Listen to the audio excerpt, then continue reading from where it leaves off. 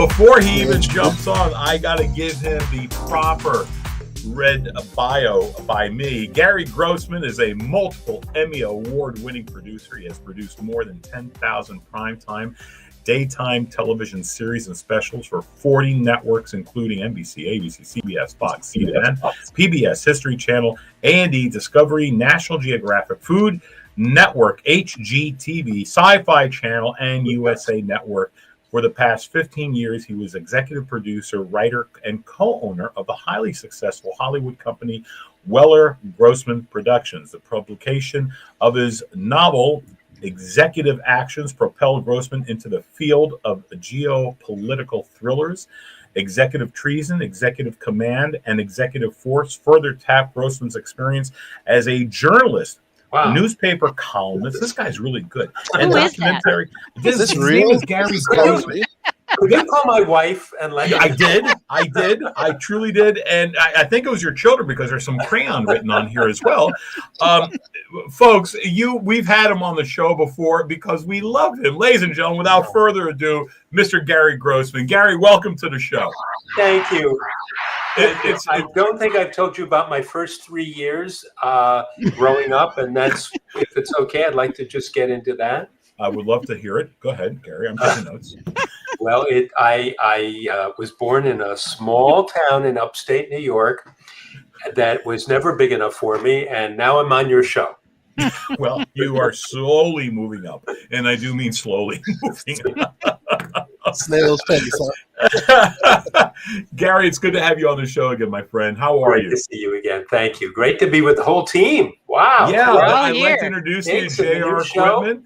A new show, new concept, new look, and I'm excited to basically have you on this. And I wanted you on this show, and because JR is a huge plus for us, and he has actually made this show a lot of fun to be with. Where we always had Janice and I would go back. He didn't think I was fun enough. I know. You were the backbone of the humorous part I of just the wasn't show. fun enough. No, Janice, did you get my note about doing a show together with me?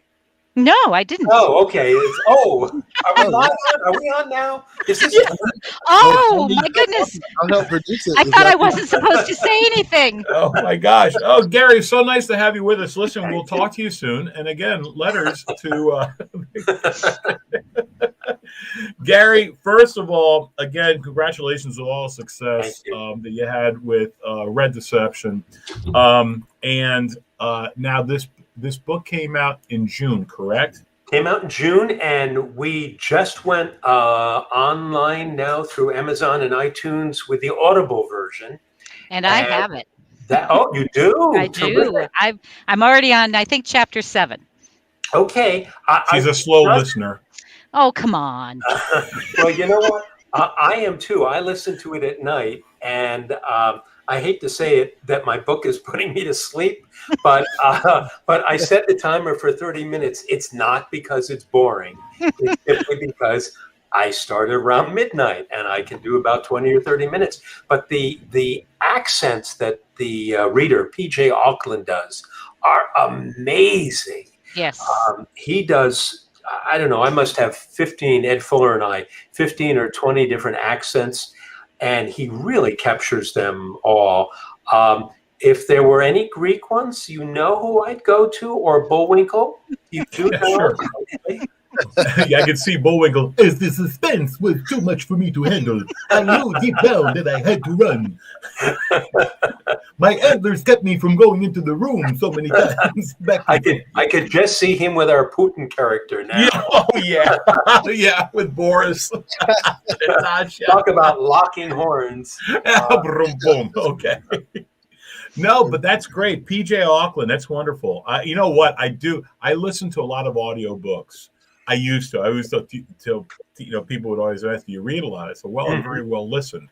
And, and people would laugh, but I would sit there and say, I can only, because I drive a lot, I need to be able to be somewhat stimulated.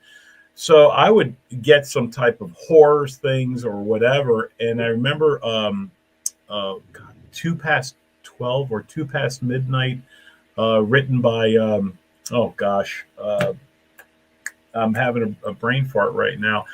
But I had to stop the car periodically because I was driving in the middle of the night and look in the back seat to make sure there was no boogeyman back there that was going to kill me, And I love audiobooks. I truly do. Well, a good read will do that, and a good reader will do that. Yes. And read deception, not to do a hard sell, but I love listening to the books on tape, or what I guess it's not on tape anymore. Mm-hmm. There is no tape, but Yeah. Audible, because the characters really do come alive.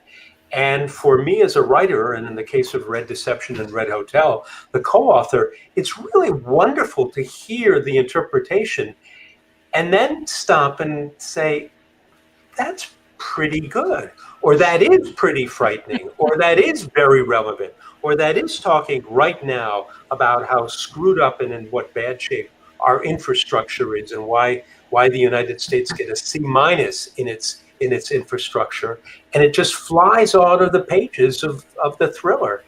And I love that. One of my other favorite series right now, Titus Welliver, who plays Bosch on TV, is now reading many of the Bosch books by Michael Connelly. So not only do I see him in my mind as the actor on TV, but I hear his interpretation. And it's just great. And you know what? It's not cheating. We're still reading. We are reading other things. But when you're driving, when you want to be stimulated, the nonfiction political books that are out now, read by the authors and other people, oh my God, it's just great. It's a great way to stay up on current events as well as fiction reading.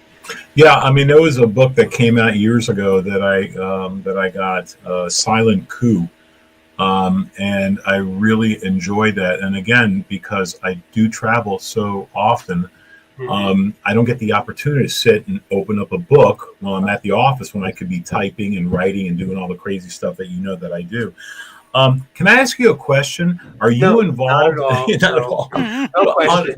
With your background in television and all the shows that you have done, have you actually been involved in the direction to the actual reader who is doing this, to give them direction? It says, because before, back in the day, and they still do it, you would have Fritz Freeling would be directing all these Looney Tune cartoons. And I always thought, what the hell did he do directing it to? Because I always thought Fritz would be like, cut! Daffy, what we're looking for here. It's like something, So you never really knew exactly what a director was until you see that they follow storyboards and they're moving along. And do you do that with, for example, with PJ? Did you do that with him? I have learned, it's a great question. I've learned to do that. The first books that came out of mine, the executive series, Executive Actions, Executive Treason, Executive Command, and Executive Force, 4 books in the series, I didn't work with the reader. I didn't have the opportunity, but I learned that would be a good thing to do. And just to be able to, because I thought the reader did really well. His name is John McClane, not the character from the Die Hard movies. Die Hard? John McClane. Sure. But he read the lead character, Scott Rourke, really kind of like Batman, right in that. And it was just a little too dangerous for me. It still works, but it wasn't the character that I envisioned. So I called PJ when he first did the first book of mine, Old Earth, a geological thriller that spans all time, 4.5 billion years. I gave him, I wanted to talk to him on the phone, and I said, PJ, there are a lot of accents in this. How are you with accents? And he said, I'm actually very good. I'm an actor, and I do multiple accents. And I said, well, here's the shading that I would like for the lead character, Quinn McCauley. He did it. I listened to it. It came out, and I got about 35 minutes in, about 35 pages worth or whatever it was. And I called him on the phone and said, PJ.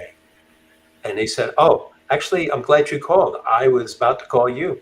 I said, well, I'm calling you to tell you that I thought you did phenomenally. And I stopped right where you had a Welsh accent. And he said, well, that's why I was going to call you. you never told me there was a Welsh accent. Do you know that's the hardest accent to do? Well, I said, you nailed it. And ever since then, I have talked to him ahead. He did Red Hotel and he did Red Deception, and we really talk things through. He tends to keep his read on the narration pretty much like this, so the characters come alive as he's doing the different accents.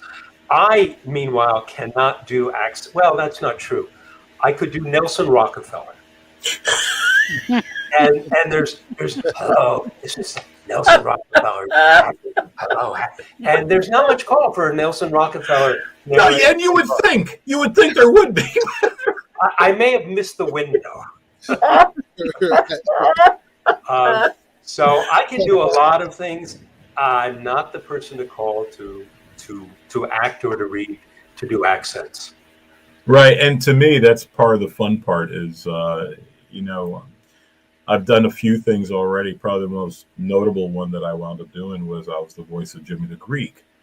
And I'll never forget, when I did Jimmy the Greek Schneider for that 30 for 30 special, for ESPN, had the 30 for 30, and I was part of the original 30 for 30 specials. So when I wound up doing it, George Veras, who is now the president of CEO of the Football Hall of Fame, and you know what, Janice, we got to get him on the show one time too. George Veras. I love it when you schedule on air. Yeah, it's not a problem. It's my thing that I do. It's great. Yeah. Let me just write that down. And if you can't get him, hello, Gary, are you? I've made that call. But George Veras recommended me because he heard me do some other stuff, small stuff, not a big deal. And he goes, I think Basil can pull this off because, and I'll never forget when I read the sides. He sent me the sides along with the producer. Now explain what sides are to people. Sides are basically the actual script that that you have to follow, and they want to see a little bit of a sampling. And so I did I thought I did a great job with the on-air Jimmy the Greek, right? And it was like because it was like a Western Pennsylvania, Eastern Ohio dialect with a slight little Brooklynese, if you will. So I had to incorporate all those three, and they were sitting there going, "Oh my, that's great." And then as I was sitting there with my manager at the time, and my manager and I were saying, "Oh, it looks like we got the gig." And next thing you know, they sat there and goes, "But can you do Jimmy the Greek from the Dead?" And of course, wanting the gig, I'm like, well, of course I can do Jimmy the Greek from the Dead. I specialize in from the dead, for God's sakes, not a problem. And what they wanted someone who was more remorseful of how his life went, and what they were looking for. So you had to have that tone in there as well. So there's a lot of variations to play. But for me, I love stuff like that. But I got to get to a question that someone asked. And it's a great question, and it's from let me see, my baby something don't. Can you read that, Janice? It's don't. Who was more fun to work with between Bobby Flay and Wolfgang Puck? Is that what we're talking about? Yeah. Okay. Between the two, and between those two, whose production had better craft services? Well, Great question. I'll start with that. They're both immensely talented. Wolfgang Puck changed food.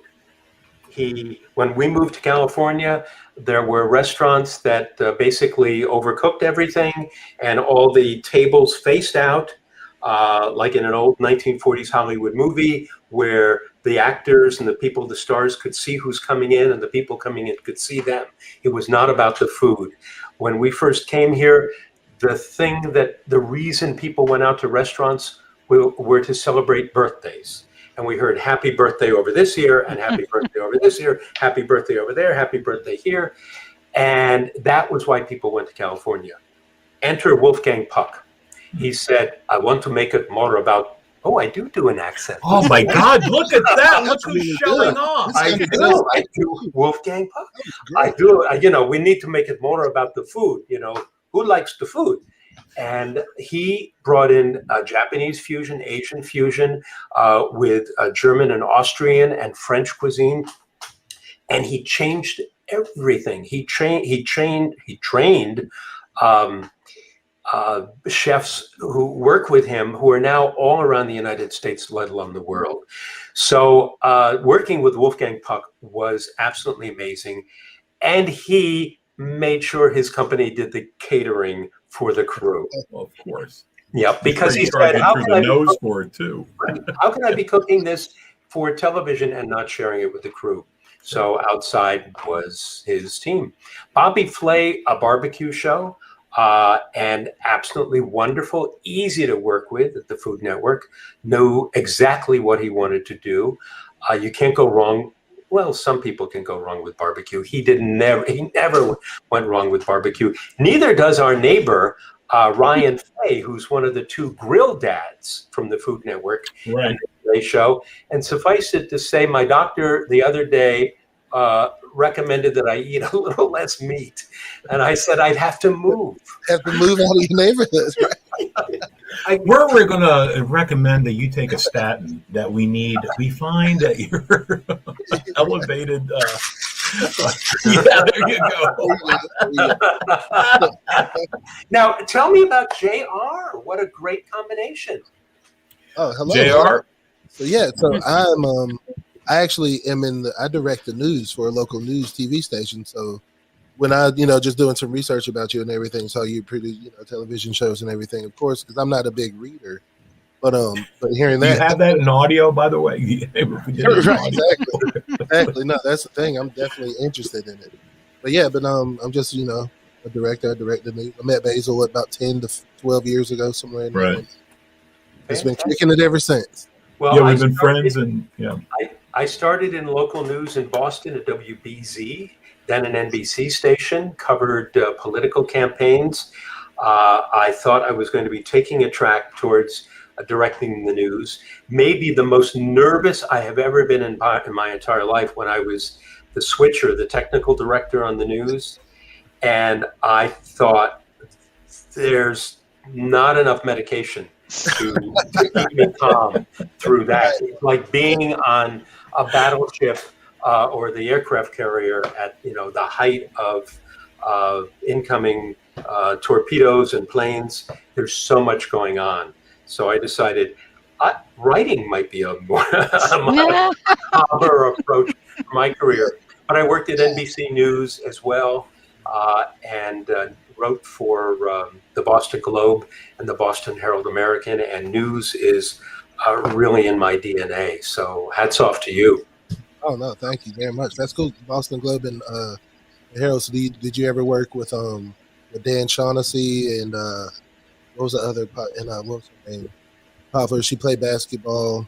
I'm sorry, I'm drawing a blank with her name. Yeah, that's okay. Jackie McMullen. No, I didn't. By the way, what they say is the nouns are the first to go. Yeah. So true. Yeah, but they're wrong. I hear you. There are other things that go.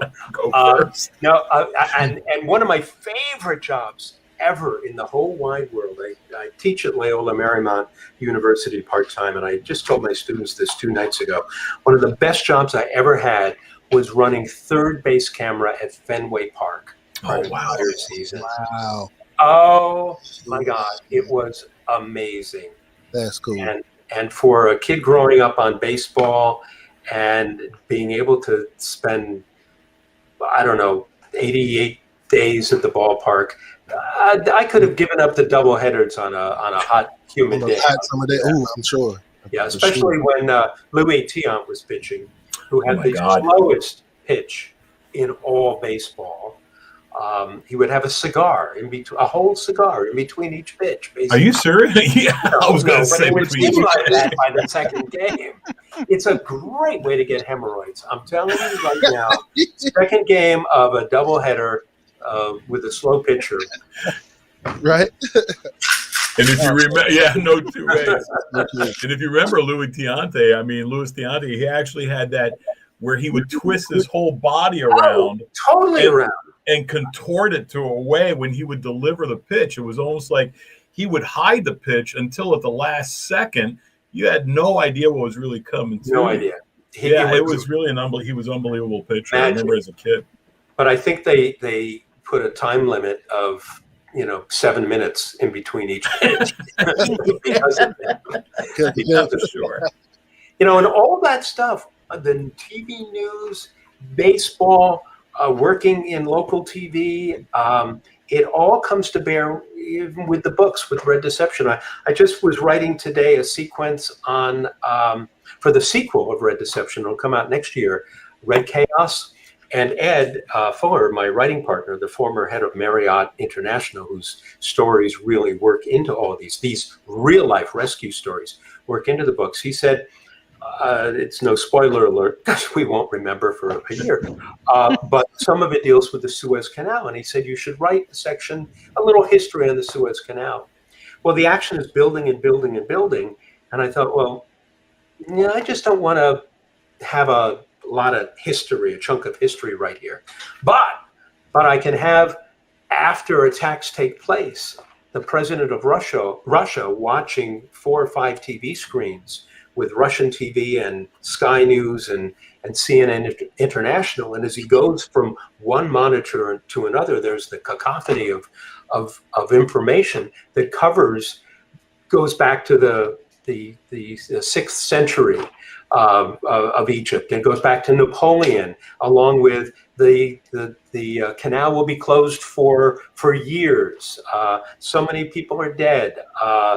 Looking for survivors. We'd have and intercut that as if he's walking between or among monitors. And I got the history across through news.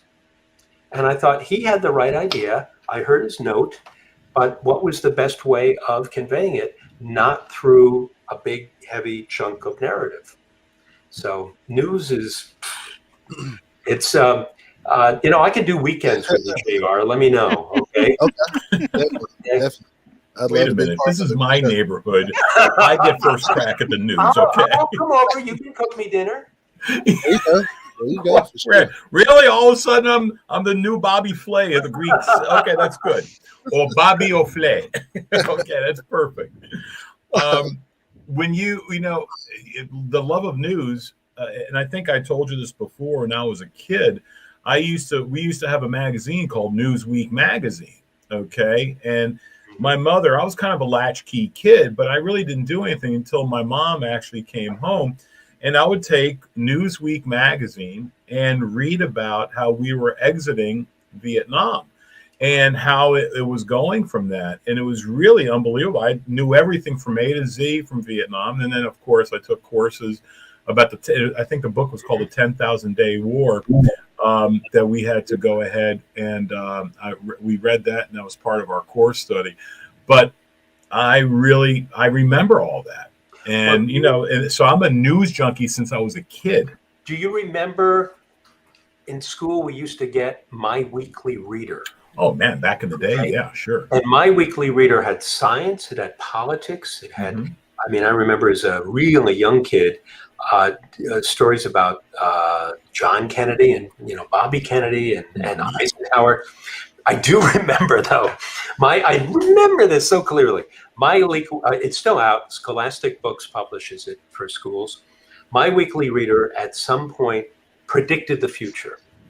And it said by the year 1977 to 1982, we would have the 4-day work week, more leisure for everybody, and personal helicopters. They were wrong. Okay. I'm sorry I stepped on that line, but I'm telling you, they were, yeah. And, we had, even before the Weekly Reader, a thing called the Jetsons.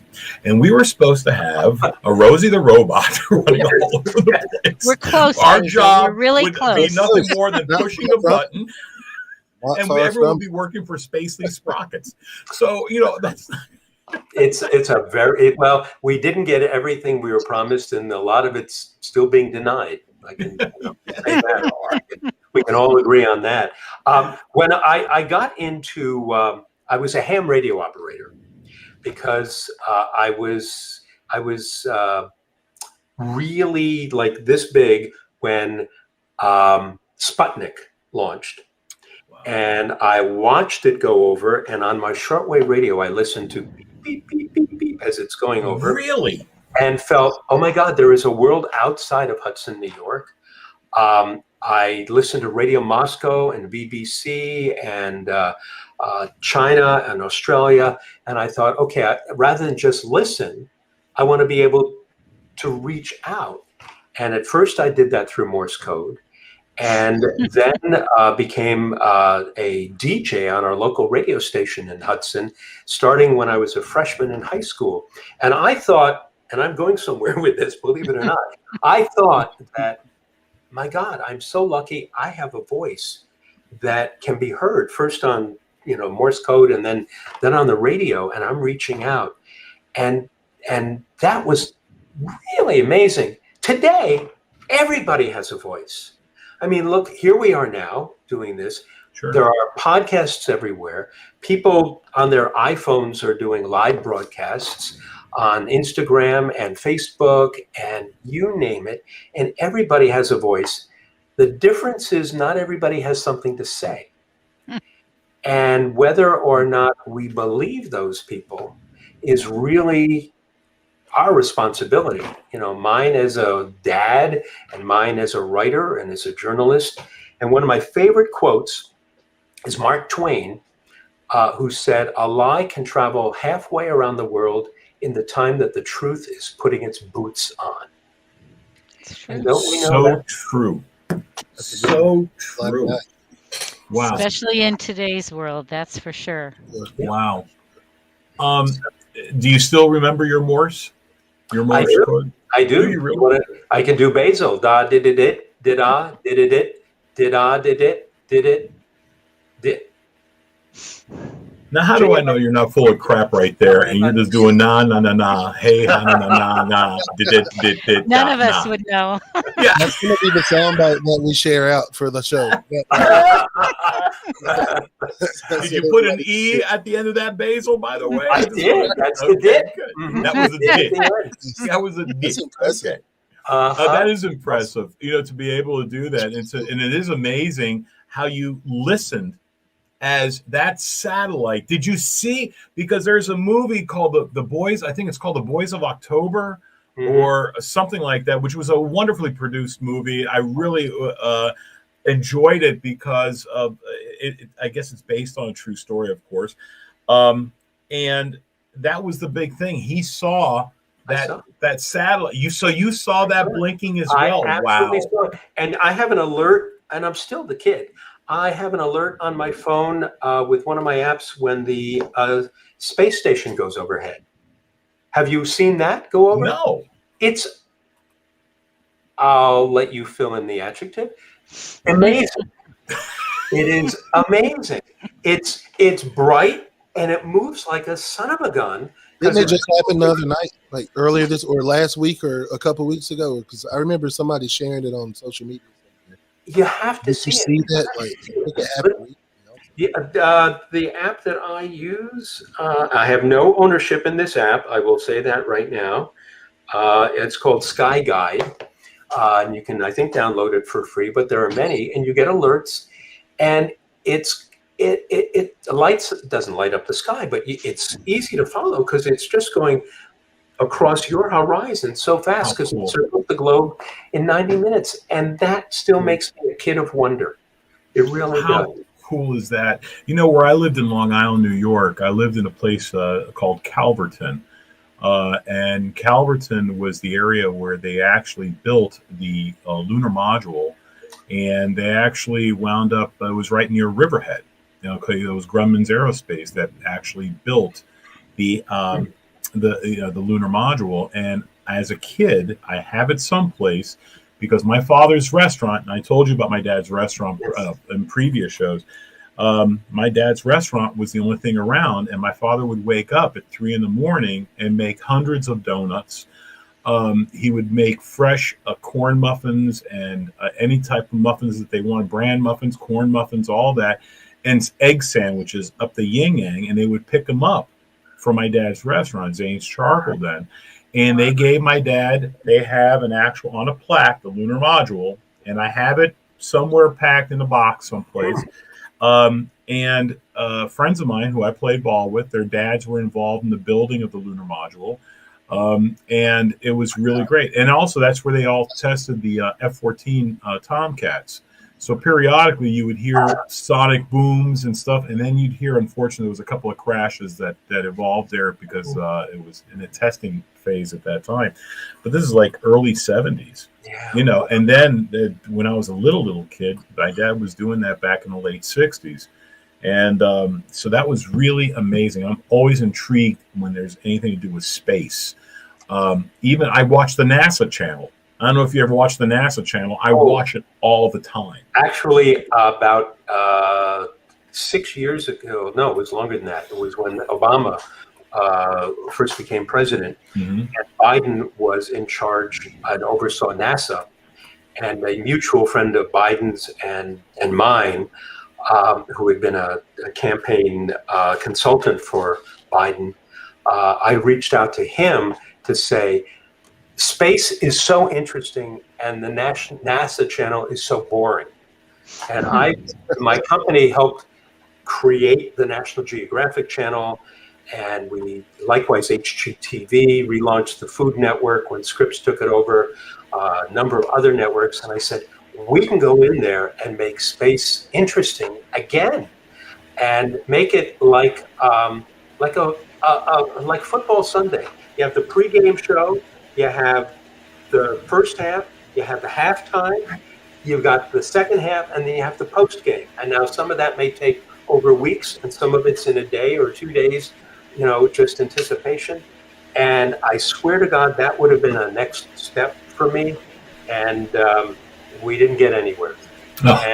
And look at what Elon Musk and what Branson did with their telecasts. Sure. They really made it interesting. NASA should. Well, could we, Janice? Can you get them on the line, Basil? Janice, go ahead. Hold on. for you. I have No to do it, problem. Gary. I have to do it. Okay. Hey, Janice, can you get the vice president on the line who's in charge of NASA and see No what we can worries. possibly do? Okay, Yeah, good. absolutely. I remember we have, you know, I love when they do the nighttime blast offs that they have launches, and just recently, within about a year or so ago, they launched, and it was going right over past the coast of North Carolina, and it was a dark, clear night, no stars, and I saw this thing going right over us, and I'm like, wow, how cool is that? Cool. And I'm still a little kid when it comes to that. It doesn't matter, because I'm always like, these were our heroes as we were growing up, you know, from the 7 original, actual astronauts to, you know, because we went through the Gemini series, we went through the Friendship series, the Gemini series, we went through the Apollo series, we went through a Skylab, we went through Space Shuttle, we went through all that stuff, which always intrigued the heck out of me. It really did. And you and I got to talk about that. That sense of wonder is wonderful, and even what the people who were dressed up, a disabled woman, how perfect. You're weightless in space. Yeah. I mean, how perfect.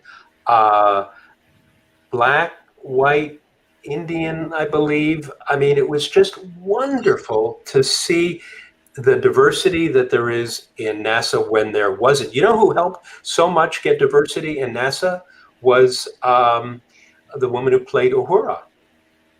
Really? On Star Trek. She was brought in by NASA and said, and charged with, or she went to NASA. I take that back. She went to NASA and said, look, I played this role in TV and movies. We need to get more African-American women. We need to get more people of color in NASA. You're empowering people, but unless the avenue is open to go in and apply and to get picked, it's just more frustration. She was responsible. Good for her. And and I will, I think we all owe her a debt of gratitude, because you open one door and a lot of doors open up. Still, we're waiting for the first Greek astronaut, but they're all working at the diner right now, and so I don't see. But the food will be better than that dry. Oh, there's no two ways. To eat moussaka from a tube is truly an amazing. You have any more of that tzatziki sauce in that thing? Yeah, go ahead. Let me have some of that bad boy. We know what I'm looking for, and we got to get back to the show, but I'm looking forward, which I've always thought we should have had, and we dropped the ball after we really landed on the moon. We should have created back then a space station, but to basically, do everything from medical experiments to A through Z that we could have done in zero gravity situation. And that's the one thing that and I'm so happy now that we are looking at doing that, to colonizing the moon, and then moving on to colonizing and maybe going into Mars and going in that direction. That's where your new book should be, Gary, going into these new places of, where space is involved, because that is the frontier that we need to, get out there and let people know what's out there. Because I don't know about you, I'm always curious, is there life outside there? I want to know. And now you and I have discussed it, and I know where you and I both believe what we believe. And I'm always amazed that people say, oh, no, we're the only ones. Well, there has to be. And I would like us to return to societally the belief, but also then get to globally the world that Gene Roddenberry, the creator of Star Trek, envisioned. And we're not there. In fact, we're further away from, it wasn't a utopia, but it was where we had solved many of the problems on Earth. And what we were exporting was goodwill, not hatred. And that was his vision. He was a mentor to me for many years. I'm honored that I got to know and work with Gene Roddenberry. But even the new Star Treks are, patently violent and about war rather than about making peace. You're right. And if we can all be like a little bit more like James T. Kirk, because this man would sleep with anyone, and he even did it. Yeah. JR, not for like, oh, you're not going to sleep with the green woman, man. Don't sleep with the green woman. You know where that green came from, for God's sakes. I have another one I can do. Well, if we think we should go there, then, Wow. Well done. Well done. I have more in my bag of tricks. You are a true talent, my friend. Oh my goodness. All right, but do you know this question? Do you know this answer? What was the actual test that he took at the Academy? And he was the only one to pass that test at the Academy. And it was brought back in the first Star Trek movie reboot a number of years ago. And I always get it wrong because I say it's the Rubicon, but it's not the Rubicon. It's the Tash. No, it's the Kobayashi Maru. Let's get this straight, for God's sake. Okay. Hey, close enough for me. Yeah. Yeah, you guys would buy anything. On the full-blown seizure trying to say that. Okay. And the only reason why is for you.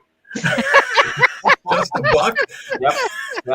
You know how much it cost me to be able to pronounce that, for God's sake?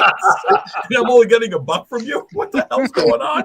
Okay, guess what? It just went down to a half a buck. Wow, you're killing me now. Wow. You are truly killing me, and the FBI is at your door. No. I was going to say, yeah, they're calling him now. I do have a story about that, and I will take this back together. Yes. Trust me.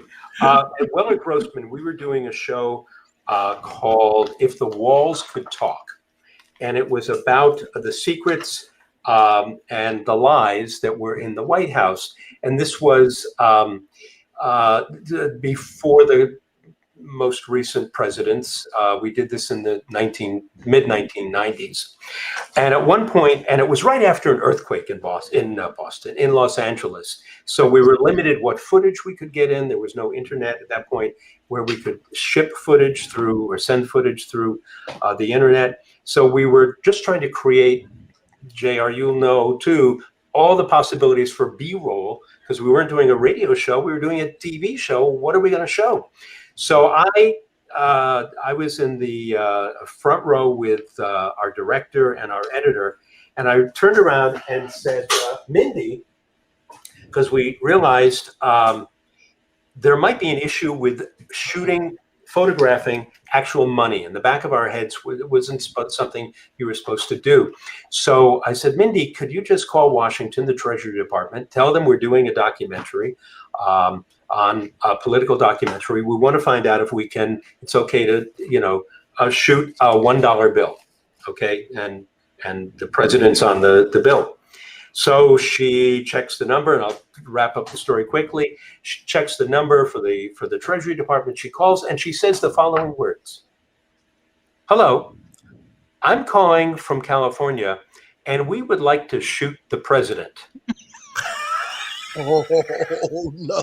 Now, Ruben Norton, the director, who's just a little bit bigger than me, turns in slow motion at the same speed that Louis Tiant pinched, basically, and begins to leap over the table towards her, but not before she could say, as obviously the call was beginning to be traced, she then said, I'm calling from a company named Weller Grossman, and we'd like to shoot the president. True story. So is she still on unemployment right now? No, yeah, she'll be on unemployment. She, there are mistakes that, That's a big one. That's a big one. That's definitely a big one. Wow. Gary, she was nervous, Gary. She was nervous. Oh, there's no two ways about it. She was Gary, how can all the listeners and viewers get the new audiobook? Where can they find Red Deception? Not only Red Deception, but Red Hotel, all the executive series. How can they get that? Please, share that with us. Okay, easy peasy. Amazon.com or BarnesandNoble.com, or go to your local bookstores and ask them to order it. The Audible book is on Amazon and iTunes, but Executive Treason is also on out in print and Kindle, as are all the other books. And I think Amazon now has a price of about $19.95 for Red Deception. It's down even from that. But support local booksellers, please. They need your help. And the other way is, I know Basil has a copy, so you could just go over to his house. Haven't read it. Sure, you made me read it, but I got to go ahead. I can't listen to anything, for God's sakes. Make it easy for me. Oh my gosh, Gary, I don't know where the hell the time has gone, but I got to be honest with you again. Probably my favorite, guest to have on the show. You always make it fun. I learn more about you every time when we talk, and that you and I both, and you were on George Norrie's show, and you were going to be on there one time. You told me, I said, that's a great show, because I like listening to all the various guests that he has on there, and it's good radio. It keeps you intrigued. You're always intrigued listening to the guests and stuff like that, and you always find a way to always make me want to hear more about you. Well, I love being on with you, and it's great meeting JR now, and Janice, of course. Very nice to meet you as well. Very nice to see you again, Gary. Gary, we love you. Thank you so much. Gary, is there, by the way, one more thing, is there a website for you directly? Great. You could log on to redhotel.com,